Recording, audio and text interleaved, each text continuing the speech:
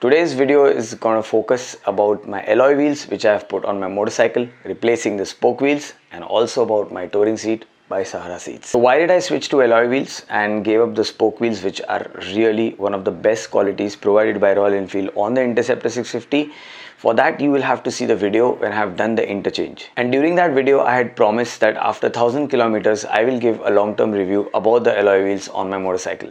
So it is crossed 1500 kilometers actually, because I had gone to Goa and it was a lot of fun. I was there for 20 days. The reason I'm doing this video about these two is because they actually complement each other a lot for long touring. The maximum question on my channel were about these, so I thought let's do a video around it. So initially when I replaced the spoke wheels versus the alloy wheels, I was skeptical. Yes, I am a sucker for spoke wheels. I am not a fan of alloy wheels, but the puncture issue was a big thing for me. There are plenty of temporary solutions, or you can say for a ride solution provided by a lot of brands, basically putting it in your tubes and stuff like that. Because I was not very convinced, because I have seen alloy wheels on 4 wheels, 2 wheels, and they have done really brilliant. If you even consider real good brands provided like the 390 Adventure, people are actually trying to go extreme on it and still succeeding with it. The whole question boils down that can we trust this brand, because we don't know where it's from. It's basically import, obviously. It has decent amount of magnesium and alloy mixed,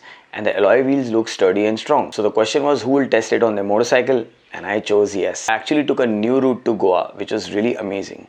After Anmod Ghat, there was plenty of off-road patches where this bike really stormed off. So the speed I'm maintaining is very average. It's not below average where I completely slow down and go easy on the bumps.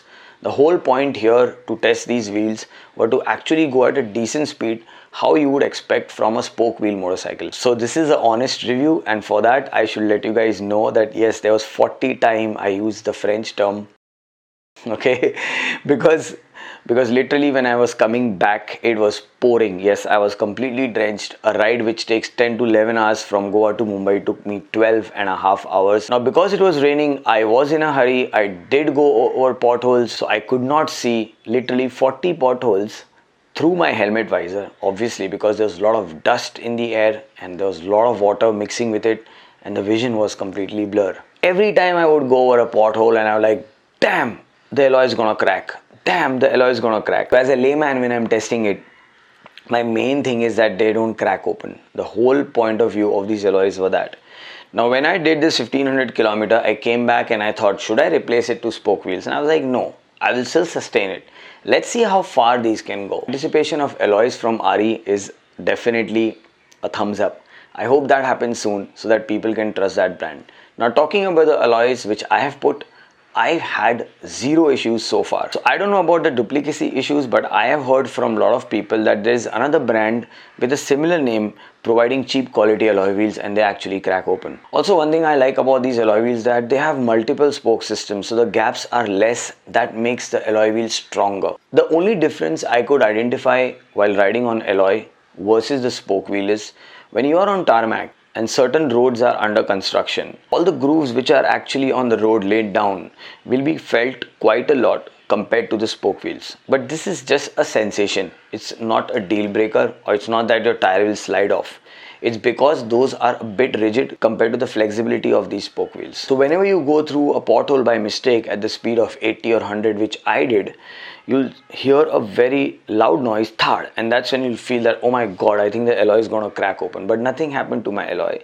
And if you compare that with spoke wheel, because spoke wheels are flexible, they will take some dampening better. So I am not here advising you guys to go off-road with these alloys. So if you are a road rider, if you are in city, or if you do tarmac, I think alloy wheels is a decent solution, especially when it comes to puncture. So if you've not seen one of my vlogs, you should check it out. I did get a flat and it was very easy to repair that. I didn't have to remove the wheel. I didn't have to do anything. In fact, there was decent air in my tire which could actually take me to the puncture guy and get it repaired. Overall, summing up, this is what I feel about these alloy wheels. They're doing decent. I have done 1500 kilometers and the ride continues. If something happens to these alloy wheels, maybe they crack open or something, I will definitely make a vlog around it so that you guys get an alert. Well, now we'll quickly talk about my favorite touring seat. Yes, okay. The reason I'm smiling, okay, because on Interceptor, I have done the same route to Goa on a stock seat. Let me correct that. Not the stock seat, the stock touring seat by RE. Now comparing that with this, I prefer this, and there are a lot of reasons behind this. A lot of people were that when will you do a long review on it, because you've just done an unboxing and installation. I was myself surprised because I did 350 kilometers straight up, literally, and it was still not my butt or my lower back. It was actually the cold which got me off the motorcycle to have some hot coffee. So this has become my go-to seat. If any friend of mine is calling me and saying let's do a 400 kilometer, 500 kilometer run, I'm definitely installing this. If you're in the city, also you will enjoy this seat. But if you feel like putting the stock seat for the style statement, you can go ahead with that. But I think having this in your stock is very important. So I'm not comparing this seat with other manufacturers. The main thing about this seat is this is not a longer seat. I've seen a lot of manufacturers have a frame set of a classic 350 or a classic 500, and on the basis of that they have constructed a comfortable seat for the Interceptor 650.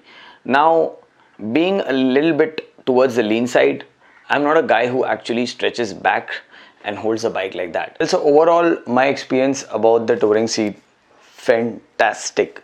I always wanted a seat which can keep me on the bike at least for 100 to 200 kilometers for straight run. Ideally, a rider would ride around 500 kilometer approximate or even more, completely depends on the route you are taking. So basically my longest kilometer is from Bangalore to Mumbai, taking a break in Pune, and you can storm off because it's just straight highway. So for such roads, I think this touring seat is essential if you're planning to do touring, if you're planning to do highway riding or at least 100 kilometers per day. I think this seat is really nice. I also get a lot of questions about waterproof solution for this. They do have a waterproof cover for it. The link will be in the description. You can check with Sahara Seats. However, they do put a plastic layer. I've done a video where I have changed the cover. This was supposed to be dark brown, but the cat in my building did all the job. So I had to change it to black, and this black cover was also sent by Sahara Seat. So even if your cover is ripped apart at certain cost, you can get this. So a lot of my subscribers have already purchased this. They have sent me snapshots. They've also sent me a message and said that this is really a good solution. And also the styling of the seat. I've seen a lot of aftermarket seats touring which are quite bulky, more like a couch on your motorcycle. Look, the touring seat from RE is not bad. It completely depends on your riding style. However, the inner thigh proportion I prefer on this seat because it has a deep curve, so you don't feel that numbness, especially near the inner thigh. The best thing about the seat, what I like, is actually the curve, which puts your tailbone quite straight and does not let you hunch. Your tailbone assist is really nice here at the curvature here, which is really good. I don't know about the pillion seat, but when I made my friends sit on it, they really enjoyed it. With a backrest, this will be a great touring solution. So this is how the seat looks from the rear after 2000 kilometers of ride. A lot of water goes near the bracket areas. That will actually start junking because this is a metal back. Hope they will soon launch a fiber back, and once that happens, we'll definitely do a review about that also. One thing which was a bit different for my seat is these brackets were a bit gapped, so my seat could move left to right just a mm. So what I did is I actually hammered it down, and now it fits perfectly fine. Also regarding the styling, you can have any different kind of pattern over it. You can check in the description. All the details will be there. So this was my fair and square honest review about these things. I did not get very technical. If you do have questions, do comment down below and I'll get back to you. Or maybe you can DM me on Instagram. Do follow me on Instagram and do check the description for the links of both these. I hope you guys enjoyed this video, and if you did, you know what to do. Press the thumbs up button, subscribe to my channel, and as usual friends, eat well, sleep well, be good. Signing off, Raj from Rad Moto.